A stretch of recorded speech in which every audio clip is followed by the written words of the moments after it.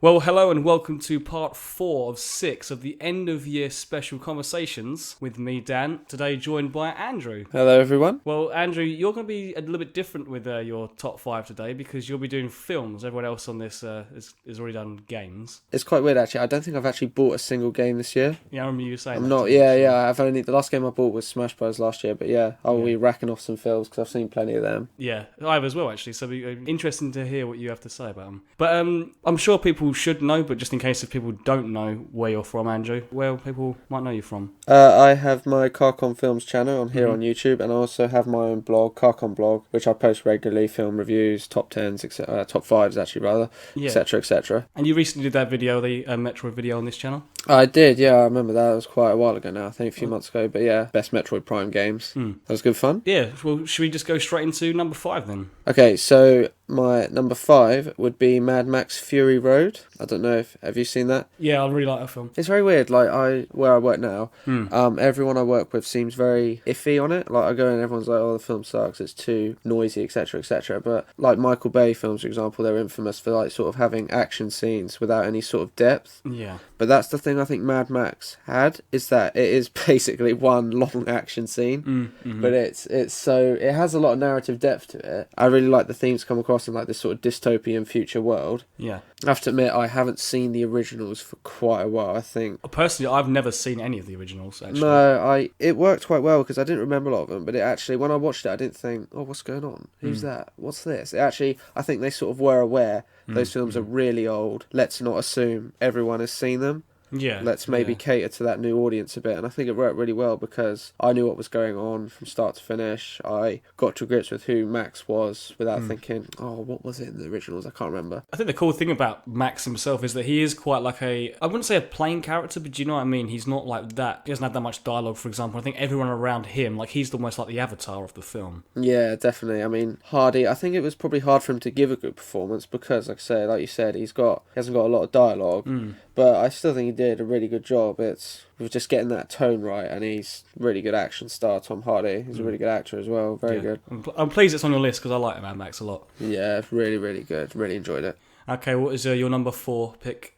My number 4 would be Jurassic World. Okay, yeah. Yeah. You're a big fan of Jurassic Park, I'm guessing, yeah? I am, definitely, yeah. But Jurassic World, I think, is finally like the sequel that did it justice. It's... I'm really glad what direction they chose, because when I heard what the plot was going to be, I was actually really pleased that, finally the theme park actually does exist. Yeah. The themes of like consumerism, they're ambitious. I mean, they are cliche at the end of the day. You've seen that loads of times. I usually like to talk about criticisms first rather than just saying, oh, it's amazing, it's amazing. I guess at first I was also skeptic about the plot. Like, they create this genetically modified dinosaur and it breaks loose. And I was thinking, after the instance of Jurassic Park, would they really do that and not think maybe this isn't a good idea?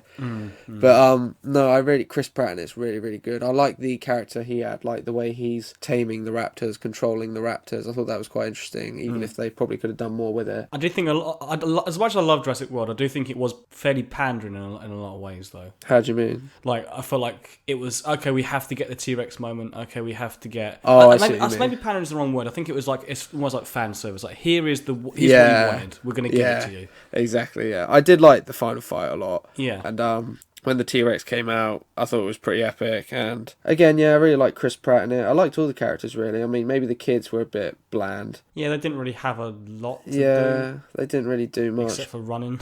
Exactly, yeah. But, the actors did alright. I didn't watch it and think, oh, God, I can tell they're not acting. But I look at Jurassic Park to this day and I still think, how the hell did this come out in 1993? The CGI is amazing. And, when you look into the scenes, it tells you, one frame of the T-Rex scene took hours to render. Yeah. And I think one reason was Spielberg saying, I want there to be rain, and obviously they have to edit the rain onto the T-Rex. Yeah, I remember hearing that wasn't originally planned to be rain. Yeah, was it? Everyone was like, look, please don't make it rain, because it's so much more effort and takes so long to render. He was like, no, I want it to rain. Yeah. But you look at the final result and you think, oh my God. To be honest, actually, I like the CGI in this film. I think it's really good. Yeah. But there are some parts where I actually looked at it and I thought Jurassic Park looked a little bit better. Yeah, I think it's because a lot of the scenes in Jurassic Park where the CGI was there was in the dark, so it was less noticeable. Yeah, I think. Whereas in this, it's in the daylight, and you can clearly see when there's like a big monster in the screen. Yeah, and I think in general, I mean, I'm not trying to say anything about it. In general, the effects are amazing. It's really good. I think it's the sequel the original deserved at last, because Yeah. the other two sequels aren't great. Okay, we'll move on to your number 3 spot. Okay, number 3 would be Mission Impossible Rogue Nation. Oh, I've not seen that film, so you Not go seen it? away. No, I've not seen it, no. The first Mission Impossible it's a little bit convoluted. The second one I don't really like. It overuses the whole face mask concept. I don't know if you've seen the other ones. Yeah, I've seen 1, 2, and 3. I've not seen the fourth or this new one. Third one I really like. Philip Seymour Hoffman is Yep. fantastic. God rest him. Fantastic in that film. Ghost Protocol, 2011, the one Brad Bird directed. Again, really, really good. I think Rogue Nation, it's a tie between Ghost Protocol and Rogue Nation, I think, for my favourite. There's a lot of humour in it, and I really like the cast. Like Simon Pegg, he joined in the third one. Jeremy Renner obviously joined in Ghost Protocol. Yeah, I haven't got a lot much to say else on it. Just a fun action film. Exactly, yeah. I mean, it has depth to it. It has like some interesting themes, etc. It has actually been a while since I saw it because for some reason I haven't got it on DVD yet. But yeah, it's general, it's a fun action film, and it just proves, I think, Tom Cruise is an amazing action star. Yeah. Again, if like you listen to all what the people say, he always does his own stunts. He doesn't like too much sort of CGI photoshopping, and he doesn't like stunt doubles coming in. You see some of the stunts he'd done for this film, it's ridiculous, literally. I don't think he values his life. Yeah. Well, that was the infamous beginning of the second one, right? When he was on that cliff face. Yeah, I looked at that and I was like, oh, God. He would not. No amount of money would get me to do that, literally. I think, yeah, like you say, it's just a really fun action film, really good. I think the reason why I didn't see this one was because I didn't see the fourth one. And not that you probably need to see the fourth one, but like... No, I don't think, when watching it, I don't think you do. You might maybe not be too familiar because you've got, obviously, Jeremy Renner in it. So you might be like, oh, who's that? Because he was, like, fully introduced in Ghost Protocol. Oh, look, it's Hawkeye. Yeah, exactly. He's been a bit typecast now, hasn't he? A little bit. Okay, what is your second favourite film? Second favourite now, it's an interesting one because this came out towards the end of last year in America. The reason I put it on this list is because it actually came out at the start this year for UK, obviously where I'm based, is Selma. Have you seen that? I haven't, but I know what I know. With no, it's really compelling, dark film about obviously Martin Luther King and the ideals he pursued. It's really weird. The actor, I'm just gonna call him David because I can't pronounce his surname. He was in I remember seeing him in Rise of the Planet of the Apes. Have you seen that? The first one, right? Yeah, I have seen it one. And I thought he was awful in that, and I thought whoever this actor is, he's awful. But then in this, he is. I think it's literally one of the best performances I've ever seen. Yeah. At the Oscars. No, yeah, he didn't even get a Best Actor nomination, I think. Really? At the Oscars of February. All I've heard is praise from his performance. Yeah, I was gobsmacked when he didn't get it. But yeah, that's the main thing I think carries the film. It's not just the fact that it's also Tom Wilkinson as the president, because like the relationship explored between those two, and obviously there's a line in it where Tom Wilkinson's like, I'm a politician, I've got so many problems to already deal with.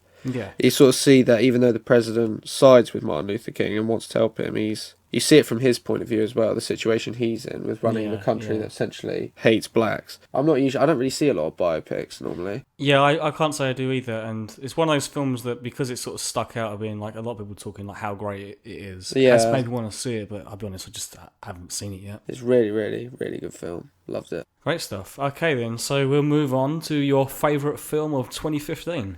Okay, my favourite would be Inside Out. Inside Out, definitely. Nice. Yeah, have you seen that? I haven't seen it, and that's the one film I've not seen this year that I want to see. Yeah, it's absolutely fantastic. I mean, I've always been a big Pixar fan personally. Oh, so. definitely, yeah. I mean, the last time they did a film that was like, if you look on Rotten Tomatoes, you look at all those scores, like 99%, 100%, 98%. I think the last one that got that was Toy Story 3. Because Cars 2 was like, I love Cars, the actual first one. I actually really, really liked it. I didn't like Cars 2. Then what was after that? Brave was really good, but maybe I've not seen Brave. The plot was a bit confusing, and I think it focused more on being funny than actually like complex. But I liked it. What was after Brave? Monsters University, wasn't it? Monsters University. I really liked that.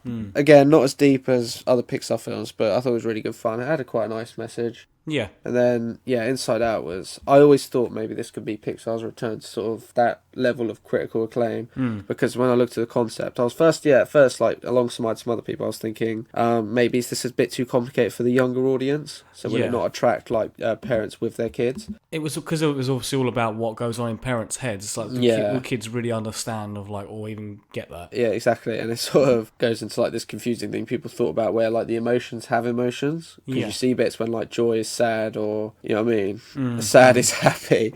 It's definitely Pixar back on form in like the best sense. The fact that animation's obviously beautiful, the concept's really original, and it really gets you going like towards the end. There's some really sort of sad bits. It doesn't go for like a sappy happy ending either, where it's not like a sad ending, but it doesn't go for one where it's like, you know, everyone gets what they want. It's a good ending in that it's not going to make it like you say, like sappy or too overdone. Yeah, exactly. It's really good. I mean, The Good Dinosaur came out recently, and I think Not that's good. Pixar's first box office bomb. Yeah, have you seen it? I haven't, no. No, it wasn't great. I heard it got very like mixed reactions. Yeah, it was entertaining, Yeah. but not great. I think it's Pixar's first box office flop. Yeah, which isn't bad in 13 or something? at this Yeah, point? exactly. And 20 years ago, Toy Story came out, so Yeah. I know it's obviously going to get the Oscar for Best Animated Feature, but Pixar does every year, doesn't it, really? yeah, it deserves it, and it's definitely best film I've seen this year. Awesome. Absolutely brilliant. All right then, Andrew. Where can people find you then on Twitter? Okay, so if you go to @Comptonator, yeah, that will get you my Twitter. Then you've got my CarrCom blog, which is just carcomfilms.com. Again, that's just my blog. It posts like the list we've discussed here. I also write it up as a blog post.